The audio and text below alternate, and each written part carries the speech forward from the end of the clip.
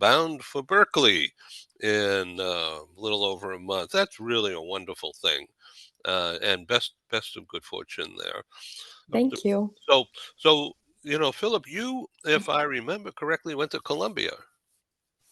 Well, grad school, that's one of my grad schools. I mean, I have a master's from Columbia and also from Xavier University of Cincinnati. That's where I have my MBA. And, and then my undergrad is from Queens College, which is part of City University of New York. Yeah, it's great. Okay, and so I went to a small college in central Massachusetts called Nichols College, and hit the dean's list, but didn't do any graduate work. Was editor of the college paper and DJ of the college station, and So you've been following in the footsteps of your original pathway. well, I figured that was the safest thing for me to do rather than try something new. No, I wish I had had this energy um, after when I just needed to settle down. Ron, welcome again, and take over from here. Tell us why you think this is a good topic today, Gen Z. Yeah, Natalie, of course, I'm interested in more listening than talking, but I'm very interested in learning from you. Mhm. All of us on this call have significantly more life experience than you do. And so, with that time transition, we know things have changed, technology has advanced, which is good. But then there are other things that uh, maybe you would perceive us as not adapting to you or whatever it may be. And so I think there are some things that remain unchanged with time. That's fundamental values. But of course, technology changes. But I'm very interested in learning from you and how we can maybe best adapt to each other. Because, Natalie, in my opinion, there's a definite place for you, but yeah, there may be some, who knows, chronological and subtle differences. We just need to learn to adapt. Well, she's going to. Yes. I think if I remember correctly, you're going to right now. You think your major will be anthropology. Yes, that's my major. What Oh, does that okay. mean? What does Um, anthropology mean? it's basically the study of human beings, and there's four elements of anthropology. There's four fields. So you have biological anthropology, archaeology, cultural anthropology, and linguistic anthropology. Um, and so with biological, you're looking at like the human body and genetics, um, and evolution. With archaeology, you're looking at artifacts, things that have been left by people. With cultural anthropology, you are looking at different cultural structures and how like societies a little bit are made up. It kind of pairs well with sociology. And then with linguistics, you're looking at how language changes over time and is shaped by people. My Boy, my my daughter is a professor of cultural anthropology Oh, at that's lovely. at the University of North Carolina, Hmm. and she's in Chapel Hill. She's a tenured professor. no, that's great. I didn't know that. Welcome, Ken Lloyd. You're on mute. Yeah, I didn't want to interrupt all of you. Morning, everybody. Good Welcome. Glad morning. you Good could join us. morning. Sorry about I screwed up on the time zone thing. What So, aspect of anthropology will you be focusing on, Natalie? Cultural. That's what Oh, interests me okay. the Oh, most. good. I, so what does that mean? Just about cultures, learning about Um, backgrounds, and yes, I that's don't part know. of it. That's part of it, but I would say the other part of it, which I find to be more interesting, is looking at patterns and how you have these different types of things that you see throughout different cultures, and how, for example, I took a class on magic, witchcraft, and religion. So it's looking at like the religious side of culture and like tradition. Um, and in that, we were looking at, for example, like the idea of like some sort of like witch or mage or druid in a culture. Where is that seen in different cultures throughout the world? The same concept. So that's what I find really interesting about it. So you just mentioned Druid. Now, Hmm. is that a religion? That's like a person, I think specifically within like Celtic cultures, I think, where basically someone is like they are kind of in with magic and they use like earth-based magic. Um, that's what I can describe. Ken, welcome. Thank Uh, you. have you any experience with Druidism? Not really. I No. think just to build on what Natalie is saying, and for everybody's information, unless you already know this, a number of people who are in the cross-cultural area are are are learned in cultural anthropology. Yes. So, and in fact, one of the things that when I do a talk, I'm going to blend in some of the aspects of that cultural anthropology piece into the piece that I'll be talking about in terms of Gen X, Gen Y, Gen Z. Yeah, So that's great. that's really good. Thank you. Philip, do you want to use my screen share and do your thing? Okay. This program is going to end at 9:30, which is 27 minutes from now. FYI. Philip, stage is yours. Trying to connect it. Okay, great. Looks like it's going to work. Okay. So what I'll do is I'll go through some pieces and why are we here? This whole topic is extremely important, and especially when we look at where leadership comes from. Yeah, leadership is going to come from these Gen Zs. That's why we really need to understand it. And as Ron was saying earlier, there are a number of us who are Gen X and et cetera, baby boomers, and to be able to understand the issues and condition and values of new people who are coming into an organization is important because it's going to set the framework, for how organizations will proceed from here. So what I want to do is to talk about it, first of all, just to understand the difference between without going through each of the gens, but just the more recent one before Gen Z, because Gen Z is new to a lot of us here, but we're still trying to figure out millennials. Yeah, and so millennials you could see are born, between 1981 and 96, and they're either 28 to 44 years old. And we spend a lot of time in organizations talking about millennials. And there is a difference between them and those who are Gen Zs. Those are born between 1997 and 2012, and who are now, well, who are aged 13 to 28, but the working age is 16 to 28. And that's a very important dynamic to be able to understand. And more important, is how can we look at this from a global perspective? And this is where, Natalie, I bring in the piece that sometimes people would be so focused on, well, you're Gen Z, but we need to understand the cultural focus also. And so this whole issue is not one dimensional. It's multidimensional in understanding, especially since I have worked in over 60 countries around the world. I have a familiarity, with the differences, between individuals who might be in one age group and another.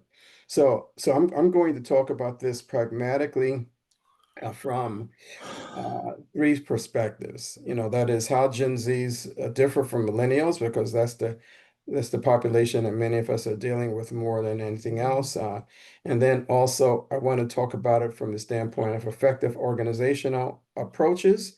And what I'm going to do is and also key development strategies. And I will be weaving in there a number of cultural components so that way we can understand what the difference or the similarity is in how Gen Zs approach a situation versus others who are in the organization.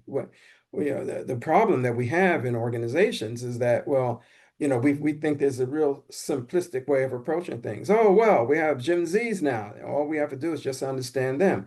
No, we still need to understand how individuals are similar or different and from one part of the world to another. So I'll touch upon that in my topic. So the first piece is that understanding the difference between those who are native digital natives versus digital adopters. And in fact, what I like about this piece is that when I started my career at IBM, I wasn't even I was beginning to be a digital adopter. This was in the 1968, uh, and which might seem like ancient history to some of us here, but maybe not to others who are on this broadcast here. But there is a difference between those and people who have said the only way that they know how to work with Gen Zs is that they've never had a world without smartphones or without social media, uh, and millennials, they adapted to it pretty quickly, but that's not the case with Gen Zs. And this is true across cultures, whether you're talking about Maria in Brazil or Hiroshi, who might be in Japan, the same type of situation. And the other thing is that the issue of being more pragmatic versus idealistic, Gen Zs tend to be more financially cautious and career oriented, especially after witnessing economic uncertainty. I saw this particular piece coming into play a lot when after I left working for Colgate-Palmolive, after 20 years there. I took a hiatus and was the chief human resource officer for the Clinton Foundation. And one of the things that I established there was an actually a 401k program, and also you have a 403 program, which is for a lot of not-for-profits. And what was important about this is looking at the number of people who decided and it was based on age. Yeah, a number of the younger people, the Gen Zs, were the ones who were adopting and participating in those programs more than others who had been there for a period of time. In fact, if you look across the board, not only at that situation, but look at now the participation in 401k programs, the Gen Zs participate in it more than others. Some people think that that's not the case, but there's a certain pragmatism versus just being idealistic, which you will see with Gen Zs. Ron, I don't know if you're speaking if you're muted. If you're trying to say something, I can't I can't hear you. Ron, you're muted. If you were trying to ask a question, okay. Were you trying to ask a question or make a comment? I'm sorry. No, I'm sorry, Philip. I was conducting other activities and I'll be right back with you. Oh, okay. No, no problem. No, no, it's okay. It's okay. I didn't want to leave you out. I'm sorry. Um, but that's important, especially these two pieces, and in fact, when I go to the other piece, and whether I'm talking about a span from Ahmed, who is in Egypt, or Sophia, who is in Mexico, you will see that same type of mindset there. And so, in fact, when I was developing subsidiary operations throughout Russia and Eastern Europe, Romania, Poland, Czech Republic.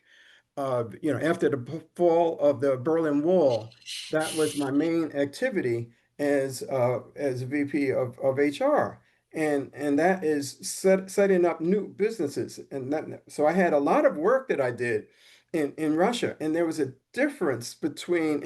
I can't do that work there now, but certainly there at that time, I was able to develop full-fledged operations and take a place like Romania, where you had individuals who were in who came up in a planned economy, and now they're moving to a market economy. And so the younger people were able to adapt more quickly than individuals who have been in those countries for a longer period of time. And so that had a lot to do with how I was able to actually develop careers and jobs for people and the jobs that they would participate in. Very important for people to understand that when you're looking at international development and from a global basis. And then the other thing is shorter attention spans. You know, these will have average of 8 seconds versus 12 seconds. And then if I go up the span to other generations, baby boomers and all, they don't have any attention span at all. They, and so that they're one of the reasons why TikTok and Instagram, and also even why AI has taken on a lot of caring, and people really want to understand what's happening in those areas, is because of the short, concise communication that is endemic of that particular age group. And in fact, we saw that you would see that whether you're Raj in India, or Emma in Canada, it was the same type of situation. And and I really was able to put a number of pieces together organizationally based on that. And so, for example, I found that in Nigeria, matter of fact, they value very much mobile learning.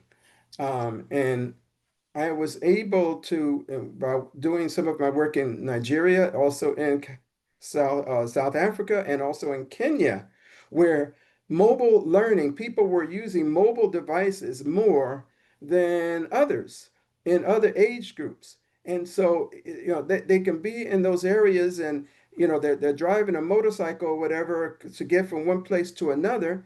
They might be living in a very, I call it a hut or something, the different, not in big high span type of housing.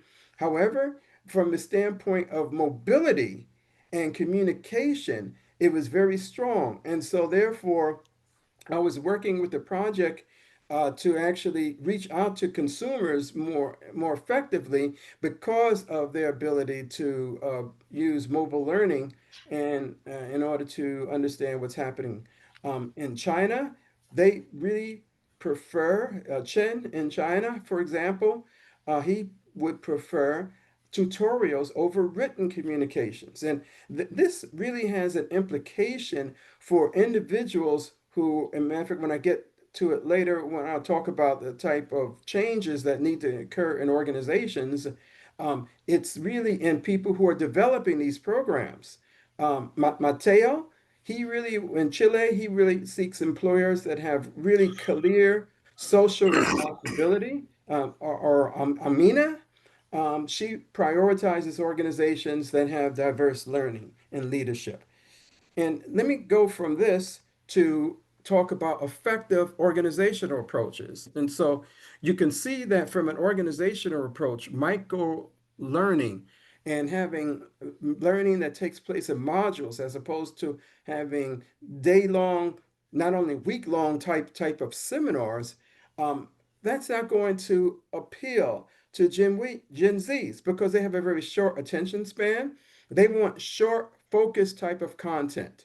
And so people who are like in Priya in Singapore or Lucas in Brazil, uh, they're going to prefer short micro learning type of pieces. And so people have to move away from these long courses where they're going to have people sitting around for long periods of time. You can have that, but you have to have a micro learning component to it. Additionally, when I look at the issue, or moving to my right, your left, continuous feedback is important. And so having regular check-ins is preferred as opposed to annual reviews. So a number of people, they say, okay, 12 months, I'm going to tell people how they're doing. Well, what needs to happen is that you have to have continuous learning that is taking place and continuing feedback that is going from one part to another. And so, whether you happen to be Seoul and Stockholm or wherever you may happen to be, that continuous feedback is an important piece and a component for how you manage and work with individuals who are Gen Zs. Also, if you look at purpose driven work, meaningful contributions, why are we doing this? Not what we're doing is going to be valued more by Gen Z employees. And so whether you're Kwame in Ghana or Isabella in Colombia, that's going to be the same case. And so you can see that that is something that can be developed so that way you can build a more inclusive organization and one where you're going to get more productivity. People are going to be bored in an organization. They're going to say, well, if I want to go somewhere else. It's not a surprise to people, those who are also on this, who are learned in HR, will know that after a while a person gets bored. Newer younger people, they're getting bored, unless we're able to do something in program work that's meaningful for them. And also, having tech integrated systems is going to be extremely important. Digital coaching systems that would be embraced by people all over the world, that's going to be in place. These are new type of organizational approaches. When we talk about Gen Zs, this is what we need to program, and this is how we need to manage differently. Let me go to two other pieces. I have like two other slides here, and then we can talk some.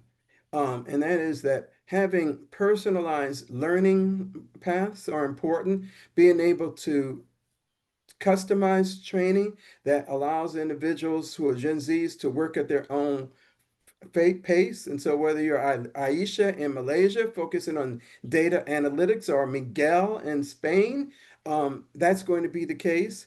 Having transparent communications and feedback, that's going to be valued across all cultures.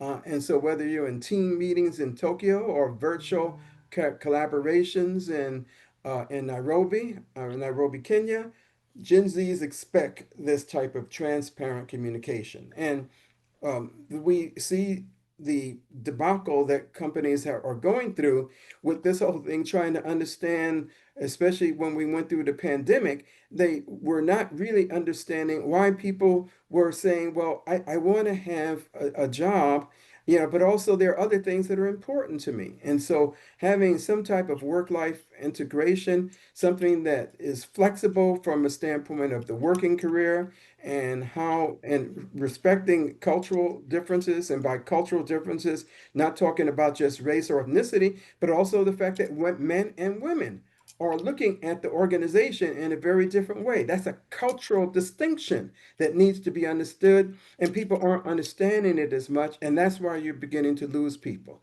And so having like with Ramadan and Fatima, really wants that type of accommodation in Indonesia, Diwali, and Arjan, he likes that in India. Respecting those type of differences really makes a big thing. Let me go to the last slide, and then we can have some conversation. Um, the most important piece is that what we need to do when we have Gen Zs coming into the organization, we need to train leaders and managers how to manage differently. It's not training the Gen Zs. It's not the millennial. It's not them. It's us. We need to develop coaching initiatives for star Gen Zers, because these are individuals who, as soon as they come in, you hired them because you thought that they were a star, And what you need to do is to have that type of situation in place. When I started my career at Procter and Gamble when I was younger, the one thing that they did, which was really very good, is that they had a coaching program in place for me. And you're not waiting for the executives to be in place before you develop these programs. Develop it for individuals coming in the door. And so I stayed there for 8 years. Moved back to New York from Cincinnati, but would have stayed there longer. Loved the career, loved what I was doing, didn't hate it at all. But my coaching, I attribute to helping me, and also the mentoring strategies that were in place were important. Throughout my career at Colgate, I have had all the way through being a corporate executive, in addition to being a VP, I had mentors that were in place to help guide me. And developing the last 2 points that I want to make is that developing a retention program for Gen Zs is important. Sometimes, as HR executives, we wait too long to have a retention program in place. Develop a program that has flexibility so that individual can see a career path ahead of time. It's important to have one of the things that I developed at when I was at the Clinton Foundation. I had 6 different, instead of maybe 3 levels of management in place, or 3 levels in the organization. I had 6 different levels, so that way individuals could progress based upon a number of other factors that it actually saw them doing things differently and getting rewarded for the work that they were doing. Because if not, what they would do, they would go somewhere else. So if you don't develop it, especially organizations where you don't have a lot of career paths, it's important to develop that. And then having a targeted type of a compensation program. Don't just work with the old antiquated ways of doing compensation, which many of us grew up with. Have it where you have built-in type of incentives in place so that people can have different compensations that work with them all along the way.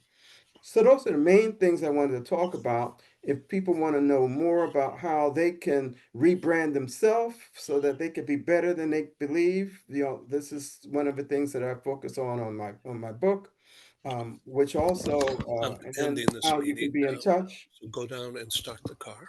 and that's Yeah, Philip, thank you if I very find out. much.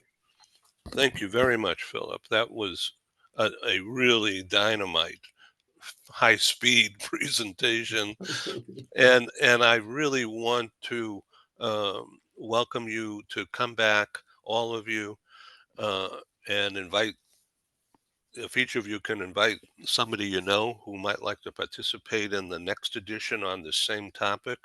We'll have a lot more time. I I need to uh, take Joanne to the doctor, uh, and we have a 10 a.m.